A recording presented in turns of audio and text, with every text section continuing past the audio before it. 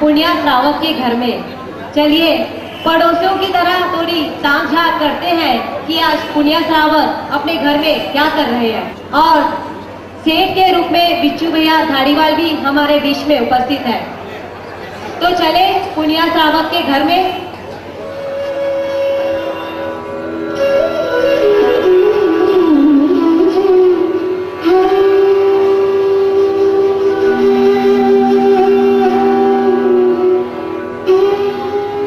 स्वामी, सूरज ढलने वाला है, अब सामायिक का समय हो रहा है। हाँ, मैं भी यही सोच रहा था। चलो सामायिक की साधना में प्रवृत्त होते हैं।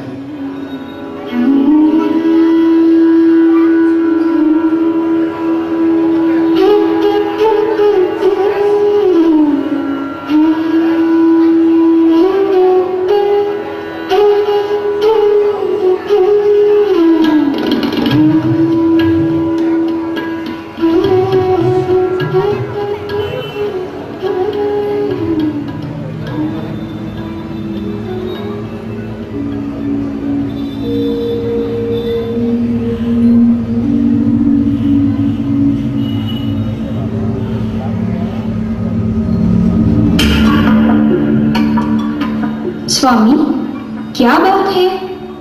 समता, आज सामायिक करते हुए मेरे चित्त में बार बार चंचलता आ रही थी। मेरा हृदय सामायिक में एकाग्र नहीं हो रहा था।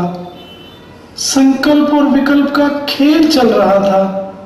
मन बार बार अस्वस्थ हो रहा था।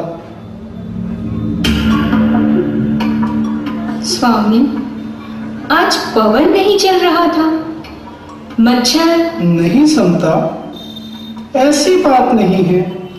मैं शरीर की नहीं, मन की चंचलता की बात कर रहा हूं। स्वामी, हो सकता है आज बाजार में आपको किसी ने कठोर वचन कह दिए हो, जिससे आपका हृदय व्यथित हो गया होगा। नहीं, किसी के द्वारा कहे गए वचनों को मैं अपने हृदय में नहीं रखता हूँ। सामायिक करते समय तो सबका प्रतिगमन कर लेता हूँ।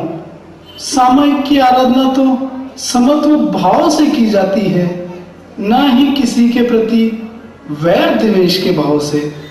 यह तो तुम्हें ज्ञात है ना? हाँ स्वामी, तो फिर किस कारण से आपके चित्त में व्याकुलता थी? वही तो समझ नहीं आ रहा है। तुम सोचो, आज हमारे भोजन में तो कोई दोष नहीं लगा। क्या हमारा भोजन निर्दोष तथा सात्विक था? अरे स्वामी, क्या भोजन में दोष लगने से भजन में भी दोष आ जाता है? हाँ समता, दूषित अन्न मन को भी दूषित कर देता है। तुमने सुना नहीं क्या? जैसा खाओ अन्न, वैसा होवे मन। आज यह कथन तो मुझे सत्य प्रतीत होते दिख रहा है। आज पहली बार अनुभव हुआ कि मेरी सामायिक में मन का दोष लग रहा था। यूं तो मैंने सारा भोजन निर्दोष ही बनाया है, फिर भी मैं आज की दिनचर्या के बारे में एक बार चिंतन कर लेती हूँ।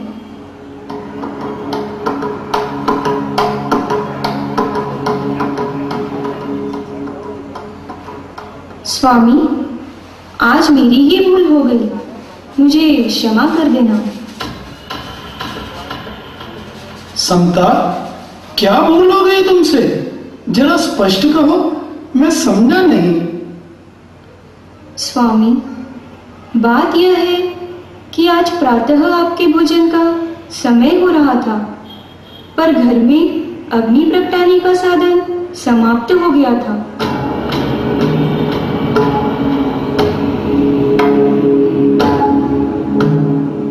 मैं पड़ोसन के घर अग्नि के लिए कोयले के अंगारे लेने गई। वहां जाकर देखा तो चूल्हे में कोयले तो जल रहे थे, पर पड़ोसन वहां नहीं थी।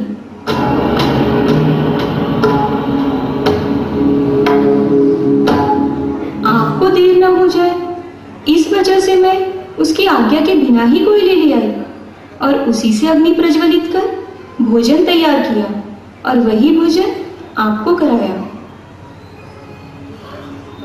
तो यह बात है। स्वामी, अनजाने ही मुझे चोरी का दोष लग गया है। मेरे इस पाप से आपका मन व्याकुल हो गया, मुझे क्षमा कर दीजिए। समता, तुमने चोरी के ईंधन से जो भोजन बनाया, वही भोजन मेरे उदर में जाकर मेरे चित्त को चंचल करने लगा। अनीति, बेईमानी, असत्य से लाया गया अन्न व साधन जीवन को व्यथित कर देते हैं, हृदय में असंतोष उत्पन्न कर देते हैं तथा आकुलता व्याकुलता से चित्त खिन्न हो जाता है। स्वामी, तो अब मैं क्या प्रायश्चित लूं जिससे मेरा यह पाप निष्फल हो जाए? समता, ऐसे तो हमने प्रतिगमन में मिच्छामि तुक्कड़म कर लिया है, किंतु अब तुम इस पर विशेष आलोचना कराओ। इसके लिए मुझे क्या करना चाहिए स्वामी?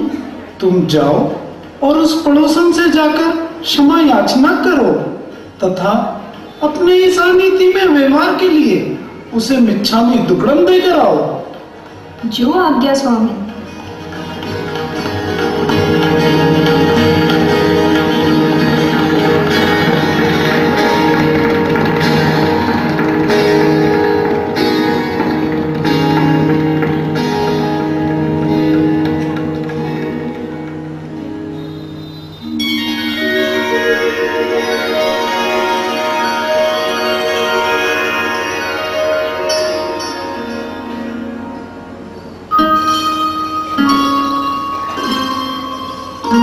मेरा मन बहुत हल्का हो गया, चित्त भी शांत बन गया है।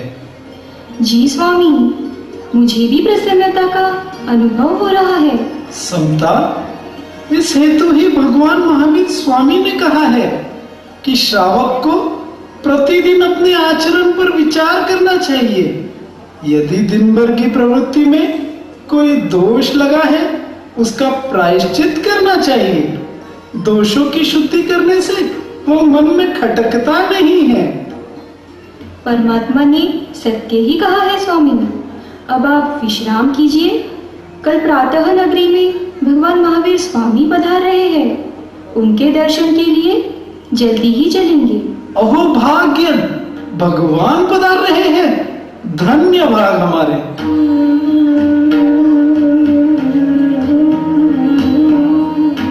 आहार शरीर उपदी, पचकू पापठा, मरु तो पचकान, जीव तो अगा। के ईंधन से गया हुआ भोजन भी उदर में कितनी बेचैनी, हृदय में कितनी व्यथा पैदा कर देता है, या तो हमने अभी देखा।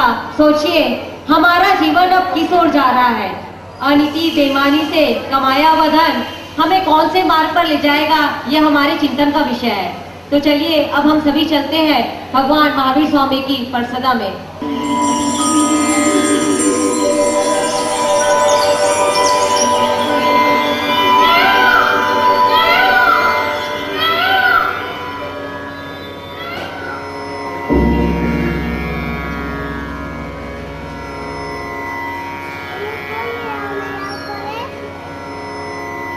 भव्यजन, सुदेव, सुगुरु एवं सुधर्म के प्रति दृढ़ श्रद्धा रखने वाला ही सम्यक को प्राप्त करता है।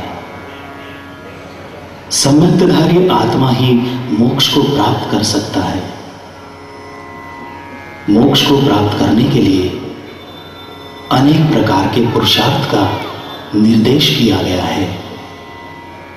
साधना, स्वाध्याय, ध्यान, तप, जप, विनय, वैयावृत्त आदि, जिनके पालन से साधक सम्यक का अधिकारी बनता है। वात्सल्य पूर्वक स्वधर्मी की सेवा करने से भी सम्यक्त्व निर्मल होता है।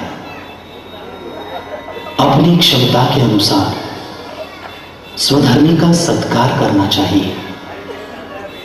यथाशक्ति उनकी सेवा करनी चाहिए। साधर्मिक का सहयोग करने से भी सम्यक्त्व शुद्ध होता है।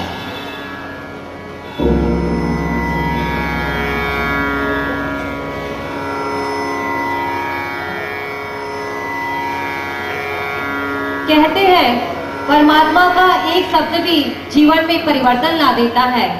आज प्रभु का प्रवचन सुना, किनके जीवन में क्या परिवर्तन आता है, क्या भाव जागृत होते हैं, आइए हम सभी देखते हैं।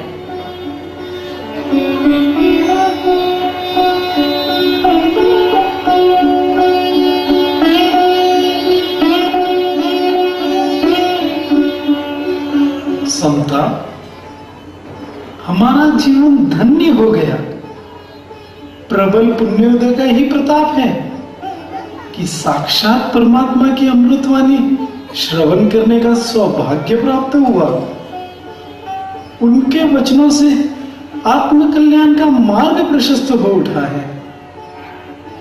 जी हाँ स्वामी, तीर्थंकर परमात्मा का असीम अनुग्रह हम पर बरस रहा है, जिसके फलस्वरूप हमें जीवन का नारी धर्म के रूप में प्राप्त हो रहा है।